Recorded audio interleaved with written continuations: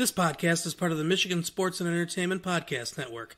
Go to michigansportsandentertainment.com for more great podcasts. And now, on with the show.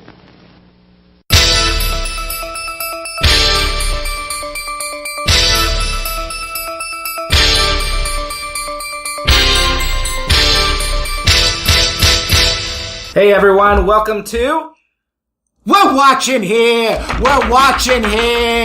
Love that! This is Opinionated Movie Talk with Chris and Perry. My name is Chris Williams. With me is the Elwood to my Jake, Perry Seibert. Hi everybody! How you doing, Perry? I'm great! How you doing, Chris? I'm great. It's warming up here, and today we're talking about baseball movies, which should be a lot of fun. But before we do that, what have you been watching? You see anything good? I finished watching The Prisoner. Oh, did you? Okay. I know we talked about this a few episodes back. Yes, I watched the last episode of The Prisoner, and am truly, I'm stunned. I've never watched a show this old that feels like they could just shoot it again right now. Like, it is so aesthetically tied to its time. It feels very mod. It feels very British late 60s. But that's just sort of visually and aurally, A-U-R-A-L-L-Y. But the scripts, I think you could leave them untouched. Really? And shoot them right now. And it would play like just a prestige peak TV HBO project. That's what it feels like. They perfected in 68 the concept of single episodes that work within an overarching framework that feels like it's ongoing. Like, they managed to merge this in a way that I can't recall another series in the 60s doing. Even a British series. I don't think this is unique to that. Even series today have a problem with that. So absolutely. Maybe Netflix should watch it and take some notes. And then having, never gotten into this universe before, I was doing research and found out the hilarious fact that there is no agreed running order for the 17 episodes. Wow. That there is the original British running order, which was affected by how quickly the episodes were produced.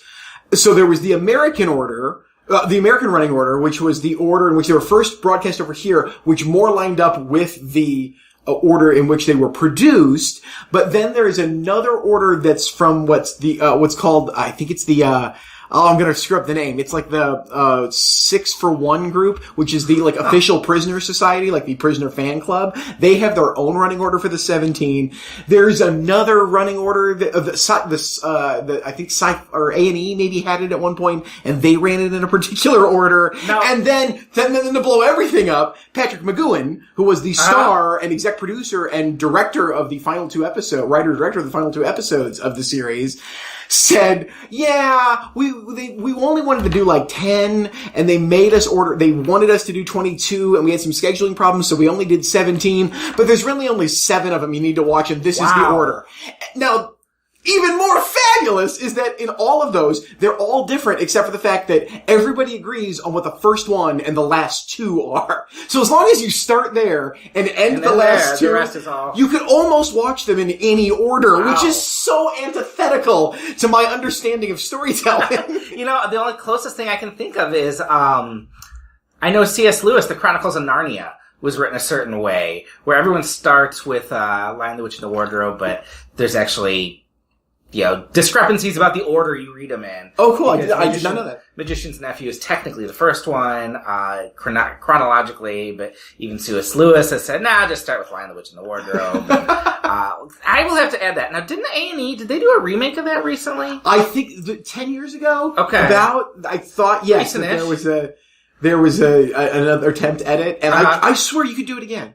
It touches on stuff that seems always probably topical. Okay. It's the concept of, the individual, versus society is never going to go away. All right. And so that's at the core of it.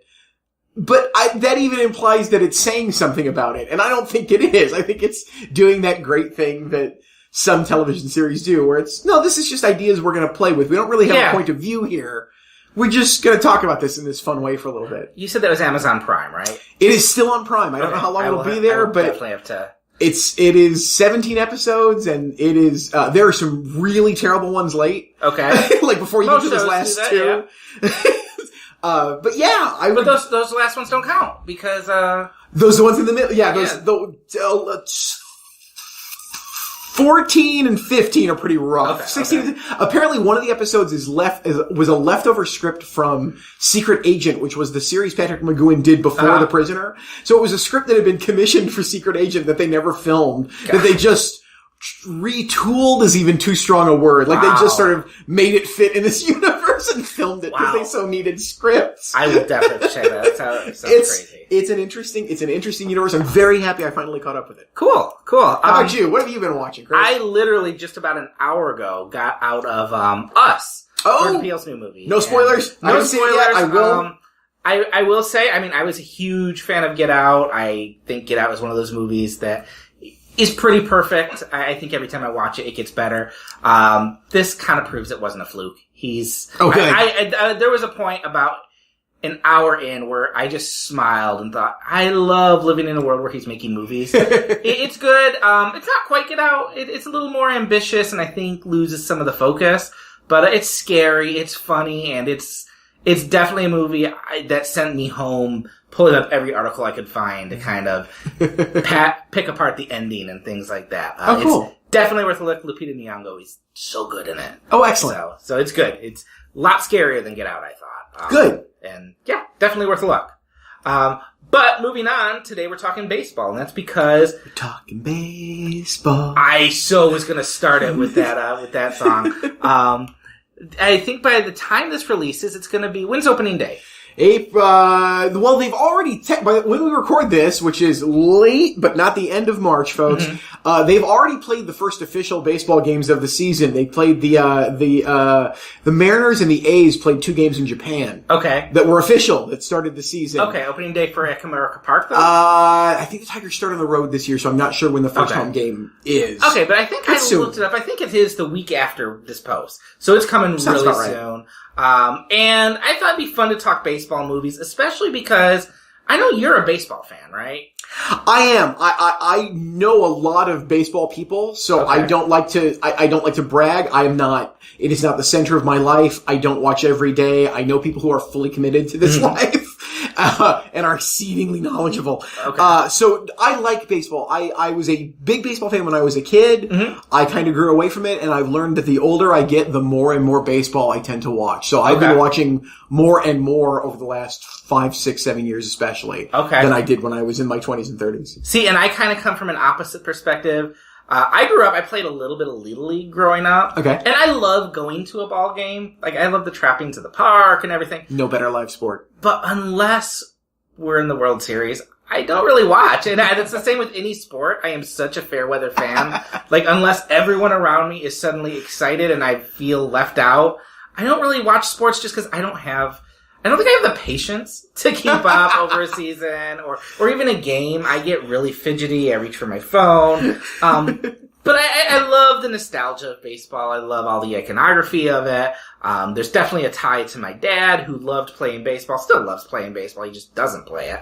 But, so I thought, and I love baseball movies. I love sports movies even though I don't love sports, which my wife finds very confusing. No, this makes total sense. You've said it just now. You really don't have the patience. So a good sports movie boils all the excitements of sports down to a solid 2 hours, Chris. That's what you're looking for. Yep. It's an effective use of time. So I thought it'd be fun to talk baseball movies, because I feel like maybe other than boxing, no other sport lends itself to as many good movies. Yeah, I would say that's true. Not even, you can just say as many. I don't even need to say good. I just think that baseball and boxing are, and they're good. I think there are obvious reasons for that, right?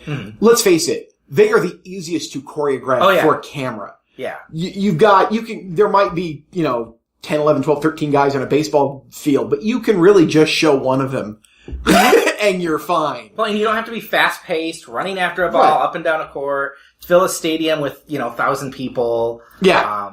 Yeah, and I feel like it just lends itself more to personal drama, too. Totally. While they're out there. So yeah, I thought it'd be fun, talk about, our favorite baseball movies. And why don't you start? I think we did compare lists. We don't have the same ones, so we don't. So how we're going to do this? Because I definitely have an order here. So I'm going to go with the one. So I have a 1 and a 1A. I'm going to start both those. I'm going to start with what we would call third. Okay. And I got, honestly, this is about a 20-way tie. I could pick any number of films for this spot, but I'm going to highlight something that people might not have seen that's readily available to them. Okay. A documentary. All right. That is on Netflix. At least it was, I believe so. It was made by Netflix, so I gotta believe it's still there. Called The Battered Bastards of Baseball. That was on my list to check out before this episode, and I did not do it. It is a riotously entertaining movie. It is the kind of movie I would say, even if you don't like baseball, this is a story so full of colorful characters that you should watch this and you will enjoy it. For those that don't know, and I bet people listen to this podcast, probably many do, the great Kurt Russell, was a minor league baseball player. And he was a minor league baseball player because he was very talented at it, and because his father owned a minor league baseball team.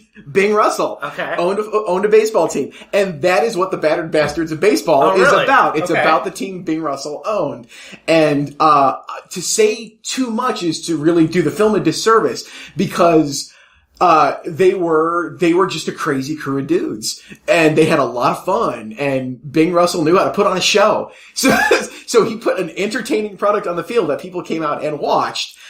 So entertaining that in his own way, he became a threat to the major leagues, and they went out to try to stop him. And I'm being very, very loose here. I don't want to give away a lot of information because it's a fascinating story. Okay. That is the bare bones on which they can hang everything else. And everything else is the array of crazy dudes who came through and played for them at some point. This is a fun movie. This is just a joy to watch. The title is very, very, very on point. Okay. The title is funny. And the movie is funny. Okay. And it is truly just a joy. It is the kind of movie so I have a movie, again, one of the films that tied for this list for me was the Richard Linklater college baseball movie, Everybody Wants Some. Oh, but you bumped it off for the Richard Linklater baseball movie, Bad News Bears. Is it? No, I did not. That was not tied for the list. But everybody, one of my dear friends saw Everybody Wants Some. He loves Linklater, and I adored Everybody Wants Some. I think it's a fantastic late Linklater. And he looked at me and he said, "I hated that movie, Perry, because it reminded me why I hated hanging around jocks." And I was like, "I get that. I totally understand that. I don't have that issue, but that's fine. I get that." This is the movie that even makes it fun to hang around jocks. Like, it is just a blast. It is a pleasure to watch from beginning to end. It's a great story that you don't know. And it's full of people that are really, really fun. There's another great film connection that I don't want to wreck for you, but the Bat Boy for the team for a year or two is someone who you definitely know and whose films you really like. Okay, I'm gonna watch this. It's on my Netflix queue, and time just got away from me. But and I'm glad you brought up Everybody Wants Some because I didn't even think about that. Oh yeah, and I do love that movie. It's really solid. It's a great movie. Mine is not. It's kind of a movie that I'm almost embarrassed to admit because as a critic, I feel like I shouldn't like this movie, but I rewatched it with my son recently, and I really enjoy The Sandlot. From 1993. And You're killing me, Smalls. You're killing me, Smalls. I will 100% own up to there is probably a lot of nostalgia playing this role because I saw this as a teenager, and I saw it with my dad. And this is a movie about kids growing up playing sandlot baseball in the 50s or 60s. My dad grew up playing sandlot baseball in the 50s or 60s and would tell me stories about how he would get up at 8 a.m, go play baseball all day, come home at 8 o'clock at night, and his socks would be filled with blood because he had played baseball all day. And so I feel like kind of this movie is a window into his life that, I kind of get to see what his childhood was like. But I just think it's a very entertaining, sweet movie. It doesn't lean into that whole thing I hate about every kid's sports movie where post Bad News Bears, they all have to be underdogs who suck at the sport and could not care less about it until their a-hole coach tells them care about this and they start caring. This is just kids getting together playing baseball because they like it and they're okay, and they might not make it on a team, but they get together and play, and then they have little adventures. And I love that. It's that childlike enthusiasm. I hated organized sports as a kid. I loved to go out with my friends and shoot hoops or, go to the ballpark and play, just goof around. When I was on a team, I hated it. I stressed out. I was the kid in right field going, do not come to me. Like, just praying, don't come to me. And I feel like it's innocent and it's fun. And I don't really feel like it's a kid's movie so much as a movie about what it feels like being a kid, getting up and doing that. And it's not quite as good as something like A Christmas Story, but I feel that's the tone, it's looking back on being a kid. The kids are really well cast. They're a lot of fun. I like this movie a lot. It's a little charmer. I cannot say the same for the sequels, which I did stumble across, and are wretched. One of which is, I believe it's just The Sandlot with girls also playing, which is totally fine. It's just a bad movie. The third one involves time travel. Sure. And, sure. Why not? But, I do like The Sandlot quite a bit. It's a lot of fun, and I'm glad my son likes it, so. Solid choice. I don't share the love the world has for that movie. I don't dislike it. I just think it's, okay, I've seen it. I don't need to see it again. Well, you better get into liking it because they are remaking it as a TV series, and I don't know so easy to avoid. I don't know how the hell there are 8 episodes worth of plot. For the Sandlot TV show. Each kid gets an episode. Come on, this is easy. Gosh, that's the Arrested Development. Lost style. Well, no, I'm thinking there's an ongoing storyline, and then each episode we're going to see the home life for these kids. I would do that. That would be interesting. I would see that movie. That's not going to be The Sandlot, but I would like to see that series. Well, you mentioned the home life. I did forget too. Dennis Leary plays the kid's stepfather in that. And if you ever want to convey that having a stepdad is terrifying, just have him be played by Dennis Leary, who actually is playing very nice in the role, but still, he's terrifying. This is a total tangent, but since we're in this universe of sports movies, I feel the need to talk about this. The movie, Draft Day. The football movie with Kevin Costner, where, you mentioned this, you mentioned Dennis Leary. Dennis Leary plays the football coach in that movie. Yes, he does. He is thoroughly believable as a professional football coach. I just need to point this out, that he is really good in that movie, especially up against, Jennifer Garner, who is, Jennifer Garner for me. I finally figured out my problem with Jennifer Garner because I think she's a good actress. Mm-hmm. I truly think she's a talented, when I see her in a movie, I believe that she's a real human being who's having a genuine emotional interaction with other people. And it took Dallas Buyers Club for it to click for me. What's wrong for me with her? I don't believe anything else about her. Like in that movie, I totally believe she's the most empathetic person, that she is having intense conversations with this guy and really trying to help him. And I don't believe for a second that she's a doctor. No.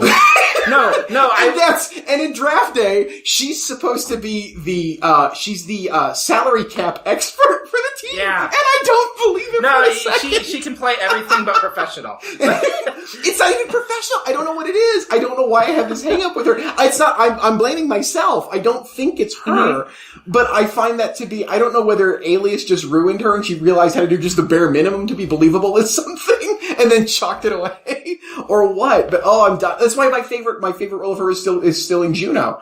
She's outstanding in Juno. But that's because she's just got to be an emotional, reactive being, and she's great at it. Yeah. I also really like her in. Have you seen The Invention of Lying? With Ricky Gervais. She is good in that. She has about 5 minutes. No, she's the romantic lead in that movie. She's good in that. She's good in that. But yeah, same way. I like her. She evaporates from my mind as soon as the movie's over. But I like her. So your second movie? Sorry. My second movie. I was going to save it for first, but since you brought it up, we're going to do this now. I'm going to defend the Bad News Bears. The original, right? Oh, absolutely. Go ahead and defend that. Oh, not the Linklater. No. No, the original. Michael Ritchie's Bad News Bears, which is, in case you haven't seen it in a very long time, one of the greatest films about this country ever made. It is a film about America. This film came out in 1976 for a reason. There's a reason Michael Ritchie wanted to make this movie. And if you haven't seen it in forever, you will be shocked because it could not be made with this script today. No. It is full of remarkable vulgarities and the worst racial insults imaginable. And it still plays, and it plays spectacularly because it's about a group of misfits who learn to sort of come together for a goal, and not in some Pollyannish, Rocky sports movie inspirational way, but just because that's the job and this is what we're supposed to do and it's worth doing. Yeah. And that includes the coach, who's a total scuzzbag, played to perfection by Walter Matthau. Yeah, I absolutely defend this movie, because my remark was not so much anti-Bad News Bears, which is funny and great and cannot be remade. Also, they tried. Not a kids movie. No, absolutely not. No. I briefly thought about, my son's going to be playing T-ball. I should show Bad News Bears. He's going to think that's not fun. T-ball. No. And then I thought about, no. He does not need to, he's a few years away from that one. But no, great movie. I do love the Bad News Bears. I kind of hate what it wrought. Where, because of Bad News Bears, we got, Mighty Ducks and things like that, which follow the same template. Well, no, they were following, so this is the problem. I'm not going to blame Bad News Bears for this. I'm going to blame Rocky 2 for this. Okay. That's really the problem. Because even Rocky has, the original Rocky is a middle ending. He doesn't win. No, he doesn't. He just wants to go the distance. And the Bad News Bears is much the same way. They don't know they want to win till it's really down to it. And then they all find out how much they really care. And they don't. I don't mind spoiling this, people. Cause it doesn't matter. Cause that's not what it's about. It's not about winning. It's about how this group of misfits come together, led by an alcoholic who is estranged from his daughter, who's now pitching for the team. It is a movie about the characters, and it's great. It ends with him giving them all a beer. How great is that? My favorite thing that just shows how good that movie is and how, it just doesn't give an F, is that when they remade it, he had to give them duels at the end of the movie. Yeah. And really, I don't know how you have the people who did Bad Santa, one of the most offensive movies I've seen. And funny. Yeah. Funny movie. But they go with this material and they can't touch it. No! I think we've talked about it before, years ago. It's probably the one bad Linklater movie. It is the only one that is, from the start, misguided. Mm-hmm. Because the Bad News Bears is an irreverent movie. That's what it is. It is an irreverent movie. And you cannot make, even forgetting whatever you're going to do, to make a faithful remake of that, why would you make a reverent remake of Irreverence? That defeats the purpose, and I can't believe Linklater didn't see that. It's gotta be the one time he was offered gigantic money from a studio. And I get it. It was coming off of School of Rock and off of Bad Santa. You can see why they would say, do this. And he thought, I'll get kids who can play baseball, and it'll look great, just like I found kids who could play music for School of Rock, and it'll go, and it just doesn't. Even on its own, it's not good. It's not good because it's not the original. It's not good on its own. No. But the original is an absolute masterwork, and I think is terribly underrated. It is a great American, even satire isn't the right word for it, because it is truthfully about it by the end. It's not making fun of this. It is about this, and it's about America. There's a reason it ends with a shot of the American flag waving over the baseball field. Michael Ritchie knew what he was doing. I'm gonna have to check that one out. It's been a long time since I've seen it. They used to be on HBO all the time. And that's probably how I first saw it, was caught it on HBO when I was a teen. But I don't think I've seen it anywhere recently. Even when you see it on Netflix, it's the Linklater one, which is just not a smart move. Keep that DVD. And if you really want to trip, if you know the movie well, folks, and you want to fall down a fun rabbit hole, go look up the opening credits of the short-lived Bad News Bears sitcom, which existed in the mid-'70s. Those are all on YouTube. High recommend for those of you who are familiar with this universe. Oh, and sorry, I know I'll offend my baseball-loving fans out there. You do not need to bother with either of the sequels. You don't need to go to Japan or break training, okay? You don't. I don't care that they went and played in the Astrodome. You don't. These are lesser movies. But if you want to go to Japan, you could always just watch Mr. Baseball. That's true, which is not a bad movie. Not as bad. I think I did an episode of another podcast a few years ago where we did a similar talk, baseball movies, and one of my friends had me watch Mr. Baseball, and I was dreading it. Yeah, and by the end of it, I was like, oh my God, it's not terrible. I feel that's the same way I feel about Mr. 3000. Okay. The Bernie Mac movie, which I think is a very funny movie about celebrity. Haven't seen That's that what one it is. yet. It's not great. It's nothing you have to race out and see, don't get me wrong. But it was such a pleasant surprise at how solidly entertaining it is. Yeah, that sounds like my experience with Mr. Baseball. Which is not my second movie. My second movie is one I actually just watched in preparation for this podcast. It is the 1988 John Sayles movie, 8 Men Out. Oh, 8 Men Out. So good. It's on Amazon Prime right now, so you can watch it.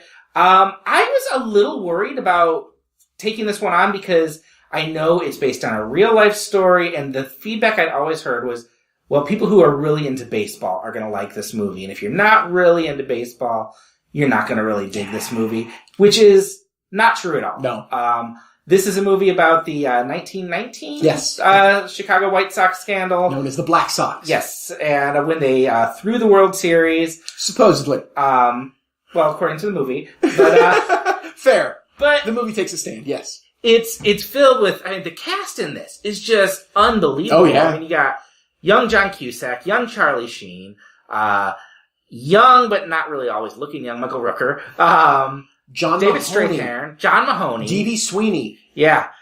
And it's just... Michael Learned. it really just keeps going. Christopher Lloyd. Yeah. It just keeps going. There's a wonderful cast, but what I loved is it's this movie that could easily have been a very cynical movie about just how horrible people are and look how greedy baseball players are. Yeah. And it walks this tightrope of being a very earnest movie that in some places just feels very old-fashioned. And yet you see how these young men are kind of torn between this childlike love for the game and this innocence, but then there's this grown-up need, hey, we should make money from this and we should be able to pay our bills, so they're going to respond to these gamblers who no one has their best interests at heart. No. And just how that all culminates in something very sad. But it's often a very funny movie. David Strathairn he's one of my favorite guys whenever he shows up in anything. Superb. And I love him in this as the pitcher who's kind of the most conflicted. I think Cusack's really great in that. Yes. John Mahoney, I think we're going to have an episode coming out where I'm probably going to be talking about John Mahoney more, but he is just someone I love whenever he showed up in anything. Yes. I just love even the tone of it. It's a PG movie. There's a lot of, oh golly, and gee whiz dialogue, which I kind of love because it balances that innocence with kind of the darkness of what's really happening. It lends the movie an earnestness without ever feeling bitter or mean-spirited. And I think it works. I think it's fascinating. I know Ebert, I looked up his review of it. He did not like it. No. And the things he didn't like about it, that it was kind of all over the map. It had too many subplots. It was too elliptical in the dialogue. Those are things I liked about it. Yes. It's a very well done movie. It immerses you in this world. It doesn't over-explain things.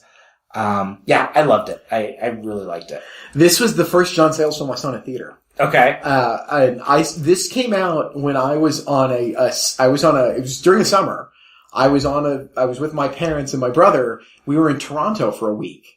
And I saw it playing in an ad in the paper. I was like, let's go see this, because I knew it was not going to come anywhere near Caro, Michigan. Yeah. I wasn't even sure that was going to make Saginaw. So I was like, I don't know. I'd like to go see this.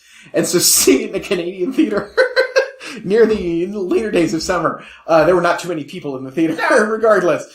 But it's a film I have very fond memories of, and think it's a great movie. I haven't seen it probably in 10 years, but it's one I think very fondly of. I had it on my list of those 20 films that could have tied for the third spot. So I'm really happy that you bring it up. Yeah, I really liked it. I also want to bring up the cinematography in it is gorgeous. It's just got this kind of sepia tone to it that I love it. I love like old 1920s baseball movies. That's just pure Americana to me. And it's great. I like the film because I believe, if I remember the order correctly, it's the film Sayles made after Matawan, which was sort of his artistic sort of breakthrough. And those two films taken together are a fabulous double feature that shows you everything Sayles can do and how important history is. And I don't mean that in a sense of how important American history and him teaching you something is. What I mean is, for all of his movies and throughout, I can't think of an example that isn't, his films are all about, he's a novelist at heart. He is there is a full world that these characters have inhabited, and they have a past that affects what they are doing, and you learn all about them, which leads us to Lone Star a few years after this, which is, for my money, his absolute masterwork and a film worthy of a Pulitzer Prize. If only they gave those for screenwriting, and they should, Pulitzer Committee. No, movies aren't written, you know that. That one is. Some of them are. Some of them are. What do you got for number 3?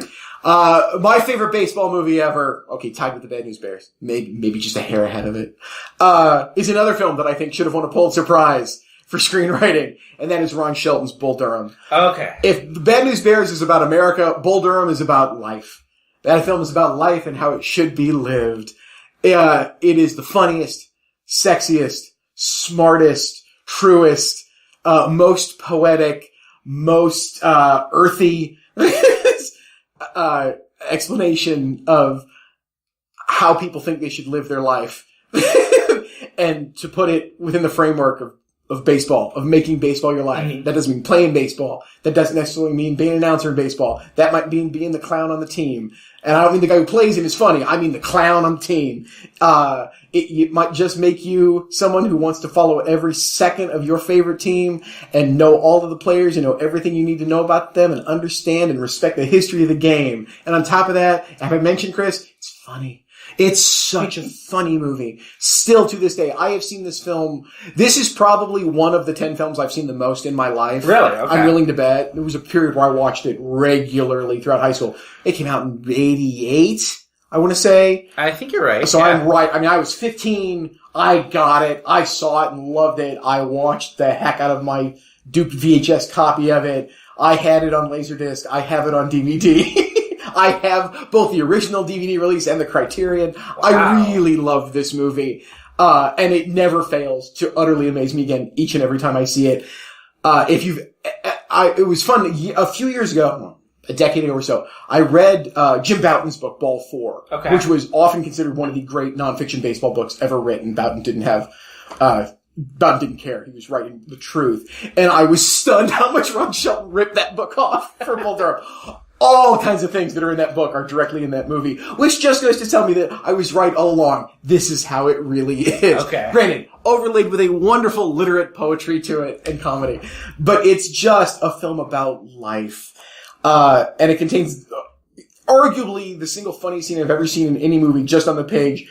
You will finally find out what they're talking about when there's a conference on the mound. When you see all the players gather together from the infield and talk to the pitcher, haven't you always wondered what they're talking about? Bull Durham will tell you exactly what they're talking about. Okay. Bull Durham, I saw years ago, and I think I was too young for it to click. Okay. And it's been on my list of movies to revisit, and I wanted to do it for this podcast. And it's on Amazon Prime, so I have no excuse. Do it. That I had to watch Batman for a column I was watching. You made the wrong choice. You know what? It was either way. I was getting Robert Wool. But I do remember that opening monologue by Susan Sarandon, the Church of Baseball. I do like that a lot. So it's due for a revisit for me because I feel like it's something if I revisit it again with adult eyes, it's going to click a little more. It's a stunningly comfortable. It's the best. Scanning through my head to make sure I'm going to be right about this. It is both the best performance of Kevin Costner's career and the best film he's ever been in. Okay. By far. And if you have the original DVD, it contains one of the creepiest moments in any commentary track you'll ever hear, in which Kevin Costner and Tim Robbins are talking through the movie together. Mm-hmm. They're in the same place. It's not like they edited the two of them together. And there's a moment, and I'm not going to quote it exactly right because I haven't revisited it, although I probably should if I'm going to tell this story. And there's a point where it's there's an extended scene of amorous lovemaking between Kevin Costner and Susan Sarandon near the end of the movie. And you can hear Costner at one point go, ha! He's basically saying, look what I'm doing to your wife! It's remarkably not right. Like, it doesn't play well. Like, you could maybe get away with that if you're the right guy in the right mood. I don't think Tim found it amusing. I don't know whether Tim was genuinely offended or he was just like, you really just did that? Really? You're gonna go there with this? Oh, alright, whatever. It's a very odd moment. But it's one of those, It's one of my 5 favorite moments in any commentary track on any DVD in the history of the medium. Oh, gosh. That sounds funny. It is. Really it really is. So my third, I'm kind of going obvious pick here, a little more metaphysical, a little more spiritual, but it's kind of the obvious pick for a baseball movie. I'm talking, of course, Angels in the Outfield. Of course. No. I had to. The Tony Danza classic. The remake. Interesting. Yeah. Interesting. Yeah, you do love Chris Lloyd, don't you? And Joseph Gordon-Levitt, I mean, just when he flaps his arms. No, mine is the very obvious, also Kevin Costner pick, Field of Dreams. Which is a movie I love. I know it's got a reputation for being treacle. I don't think it's treacle when it means to be, when it means to be tugging at your heart. I love Field of Dreams. I feel like magical realism is so hard to get right in movies. And there are so many movies that do it so badly. And I feel like this one just hits it out of the park, no pun intended. I think you intended it. I actually did because I thought it, but I will claim it. I love this. I love this movie's sincerity. I love sincere, earnest Kevin Costner for some reason. I love that this movie, there's no big stake. He is supposed to he hears a voice telling him to build a ballpark. And he does it. And it's not going to change the world or anything, but it's just this little thing he's supposed to do. And in doing that, it uses baseball as a way to tie together fathers and sons, to bring redemption to people. Watching it after now having seen 8 Men Out it kind of ups my appreciation because it's kind of the redemption for that team in many ways. I really like this movie. I love James Earl Jones in it. He has a line I repeat over and over: peace, love, dope. Peace, love, dope! I do love him in this. I love how sweet this movie is. That it's just a sincere, good-hearted movie. It's so sweet. Ray Liotta's a nice guy. Yeah, I know. It makes Ray Liotta likable, almost cuddly. It makes Iowa look beautiful. And that's hard. I had no idea when I saw this movie a few years ago, even. It had been out for a long time. I got like a gift set with 5 sports movies in there. Field of Dreams was there. I had never seen it. Oh! So I popped in. I didn't really know. Wow. I knew there was something about ghosts and it made men cry. And I didn't know like anything else about it. And I watched it. I'm just like, I think I love this movie. It's just I don't know. I don't even know how to explain it. I just love the good feeling it gives me. And it just gets into that feeling I have about baseball, about it being tied into relationships with fathers. And, it's such an American thing. And yeah, it's really hard for me to talk about because I feel like every ding people might have about it is right. That it is manipulative and it is kind of, it is going for the heartstrings. But that just works on me. It plays. It's a film I've always liked. I have no ill will towards Field of Dreams at all. I think it's a very well done movie. Because it, like you said, it gets the tone right from the start. That is the tone of the movie. It is not like, it doesn't surprise you with how emotional it is. It's telling you up top, this is a fairy tale. Yeah. And that's exactly the world we're living in. And they don't over-explain it. Today you would have today, Ray Kinsella would be building this field because it was his destiny or somehow, or he was always fated to be a great ball player. And no, it's just, he does it. And they doesn't need to explain it more than that. And yeah, just a really sweet movie. So that was my pick. It just edged out A League of Their Own, which is another one I really like. A League of Their Own is fine. A League of Their Own is very entertaining. I haven't seen it in long enough to know how much I like it because of baseball and how much I like it just because I like Tom Hanks a lot. A League of Their Own has a 2-word problem that is just consistent for me, and that is Lori Petty. Yes, yeah, I would say that. She's a genuinely terrible actress. Mm-hmm. And she's not good here. No. And she really drags down the movie. Honestly, she's the obvious weak link in this chain. The thing is, all the things I like about A League of Their Own, too. She's so bad, Madonna is not the worst actress in that movie. That's how bad an actress Lori Petty is. The thing I like about League of Their Own are all the things that aren't on the baseball field. Oh, yeah. Tom Hanks taking a long pee, John Lovitz just showing up whenever. Those are things I love Lovitz stealing the first third of the movie? Yeah, and then not showing up at all Nope. for the rest of it. I do like the movie, but I don't think I like it because it's a baseball movie. I like it a lot. What was on your list otherwise? There were two I definitely wanted to mention. Mm-hmm. One is, if you want the history, I actually watched all 10 innings of it, all 20 plus hours of Ken Burns baseball. Oh, okay. Is really good. Okay. It is very much worth saying. If for no other reason than just as someone who has such warm feelings towards documentaries as you do, I love watching that 10th inning, that extra episode that was done years after they wrapped up, because he goes back and interviews a bunch of the same people again, Oh, and really? they're all 10 years older. Like, it's fun to watch Dolores Kearns Goodwin 10, 15 years older than she was when she first did those interviews because she's throughout the beginning of it. You will learn so much great history.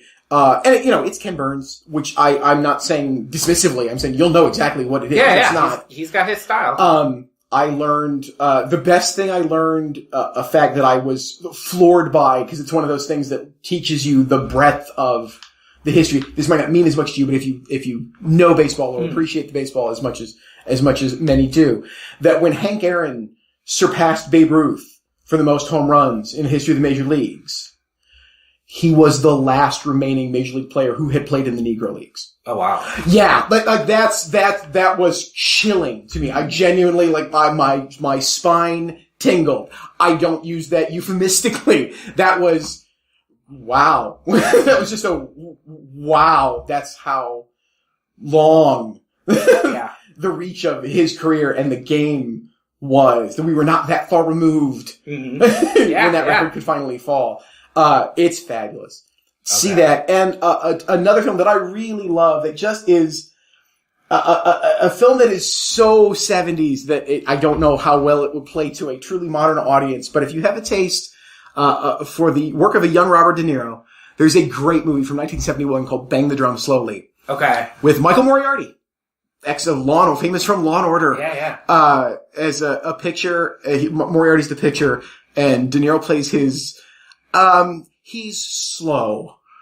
He might be a little, the old-fashioned word would be retarded. He's developmentally disabled, seemingly in some capacity. He's dim-witted, whatever adjective you would use in 1971 to describe somebody like that. It's a fabulous early De Niro performance. And, the young, very, very, quiet De Niro. It's not a showy, twitchy performance. It is very focused and very not the good. Fan, Robert De Niro. It is not the fan if we're going to bring up insane baseball movies. A movie so bad, Chris, that first of all, there's a great game you can play. There's a 2-word description I can give. No, don't do it this way. Do you remember Robert De Niro's day job in that movie? Do you know what he did? Oh, I do not. No. He was a knife salesman. He is the only person in the history of cinema whose job was knife salesman. You can, someone in the know, you just have to look at them and say knife salesman, the Fan. I need 2 words to describe that film to anybody. On top of that, remember, this is a baseball film where the end of the movie happens during a baseball game that is being played in a thunderstorm. Why? Because rain looks cool and Ridley Scott is both British and doesn't understand baseball. Was that Ridley Scott or Tony Scott? Oh, it's Tony. Who cares? It's the Scott brother. They're basically the same. When it comes to baseball, they're basically the same. Yes, it was Tony Scott, not Ridley. I don't mean to besmirch Ridley. Ridley actually had a couple good films on his filmography. Yes, The Fan is a ridiculous movie. But Bang the Drum Slowly, hard to find, but a really interesting movie that not a lot of people have seen. I will have to add that to the list. Yeah. The ever-growing list. The one I considered only for nostalgia, because I think it might have been one of the first movies I remember renting from a video store and watching over and over when I was a kid. You cannot find it anywhere now. It was the first Wonderful World of Disney movie, produced for television, then it was put on video. It was a movie called Tiger Town.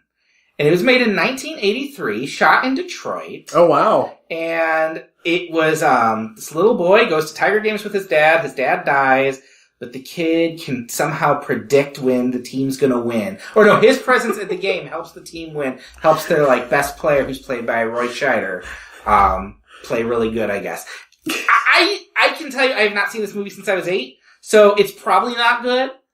But it's an interesting footnote in that it was the first Wonderful World of Disney movie, and it's a Detroit Tigers movie filmed at the ballpark, which is kind of cool when you think about it. I don't recommend tracking it down because you're not going to find it. Maybe when Disney does their streaming service and opens the vault, it'll be there. It's still not. But yeah, this is not a movie anyone's clamoring for. I would not be surprised to revisit it and find it's not good. But I watched that movie over and over when I was a kid. You made me think of a good baseball movie that was also shot at Tiger Stadium, which is Billy Crystal's 61. Oh, yeah, which he made for HBO with Thomas Jane and Barry Pepper as Mickey Mantle and Roger Maris about the chase for Babe Ruth's single-season home run record in 1961. It's that was shot after the Tigers had left, and so the stadium was still there, and Crystal realized, wow, it looks like an old-fashioned baseball stadium, so we can make this look like Yankee Stadium. That's a good movie. That's worth seeing. I mean, it's a solid, made for HBO. Billy Crystal, obviously, if you know anything of Crystal's career, he loves baseball, and that love surely comes through. It's good. I wanted to check out The Natural again, too, because I hadn't seen that since I was a child, and I don't remember anything about it, and I've had people tell me it's a slog, but I do remember at the end when he hits it into the lights, and the lights are like shattering. Yes. As a kid, and the music, yes. As a kid, I thought that was the greatest moment I had ever seen. Yes, Randy Newman's most Hollywood score. I thought we were going to get through the whole episode with having to talk about this movie. You don't even have to, it might not be I don't even dislike The Natural. Okay. I think it's fine. I think it is, everything you want to levy against Field of Dreams, you should levy against The Natural. That's what I've been told. It is a beautiful looking movie. Caleb Deschanel shot it, for Barry Levinson. It is not the book. The book is a much better experience. The book is much truer to what is the intention of the entire story. I don't mean true to real life. I just mean, this is not, the story that the movie tells is not the book's story. Okay. And I mean by changing just a couple of things, they really alter, making a lot of the things that is faithful from the book pointless. It's one of those adaptations you're like, oh, you've really not made this book. Okay. And you've made something much less interesting than the book. That said, it's a watchable movie. It's not terrible by any means, but it is, if you were in a kind mood, you would call it stately, Chris. Okay. It's deliberate. It's not even that. Okay. It's stately. It's slow in a good way. Okay. It's not even deliberate because it's way too obvious what it's doing. It's not asking you to really think about anything. It's just not, it's a patient movie, Chris. Okay. And then the last thing I'll give a plug to, it's not a movie, but I'm going to cheat and throw it in there because it's maybe one of my favorite things. Put to TV about baseball. Homer at the bat. The Simpsons Homer at the bat. Just love that. But that kind of brings it to the end. All I'm going to say is that, again, I hate using the superlative, but I'm pretty sure it's true. One of the 5 times I have laughed hardest at anything on any television show when I first saw it, when it originally aired, was Mr. Burns' Bunting. I will laugh until I cry if I see that. It is so perfectly done. Doesn't he fall over? He goes through a huge oh god, are we actually gonna do it? No, I'm not, go find the clip. It's on FX. It's a visual gag. It doesn't work on a podcast, but it is so brilliantly done. Simpsons World has it. Check it out. Yes, check it out. So that brings us to the end. Perry, where can people find you? You can find me at Perry Loves Film on Twitter. You can find me on Facebook. You can hear me right here with Chris Williams. You can find me every Friday morning. You can hear me at 8:35-ish, 40-ish on WLBY in Ann Arbor on the Lucy and Lance show talking about movies. You could probably find me in the third row at your closest multiplex. That's where you're going to find me, Chris. How about you? You're going to find me at Mere Christianity, but you can also follow us at Watchin Cast on Twitter. Follow us on Facebook as well. Everything's in the show notes. If you like what you're hearing and you want to help us out, we have a Patreon. I'm going to link to that as well. And yeah, listen to us every other week. And you can find my writing twice a week at Michigan Sports and Entertainment. So we will be back really soon with a bonus episode and a regular episode in 2 weeks. So until then, we'll see ya. Bye!